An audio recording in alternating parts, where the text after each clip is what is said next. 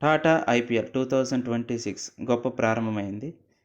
మొదటగా Sunrisers Hyderabad, royal Challengers Bengaluru మధ్య ఘనమైన ప్రారంభం మొదలైంది. అయితే మొదటగా టాస్ గెలిచిన రాయల్ ఛాలెంజర్స్ బెంగళూరు ఫీల్డింగ్ ఎంచుకున్నారు. అంతటితో అభిషేక్ శర్మ ట్రావెల్స్ హెడ్ బరిలోకి దిగి అనుకున్నంతగా రాణించలేదు. అయితే జాకబ్ డఫీ బౌలింగ్కి సన్రైజర్స్ ఆటగాళ్లు బెంబేలెత్తిపోయారు. ట్రావెల్స్ హెడ్ అభిషేక్ శర్మ, నితీష్ కుమార్ రెడ్డి వంటి ఆటగాళ్లు పెవిలియన్కి తిరిగి వెళ్లారు.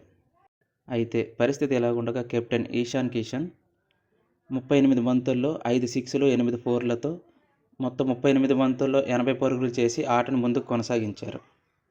అయితే స్కోర్ చేసింగ్ కోసం బరిలోకి దిగిన విరాట్ కోహ్లీ ఘనమైన ప్రారంభాన్ని అందించారు. పడిక్కల్, విరాట్ కోహ్లీ కలిసి 100 పరుగుల భాగస్వామ్యాన్ని నెలకొల్పారు.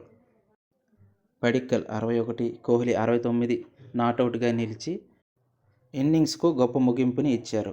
అయితే విరాట్ కోహ్లీ ఆటను చూసిన ప్రేక్షకులు ఎంతో ఉత్సాహానికి లోబడ్డారు.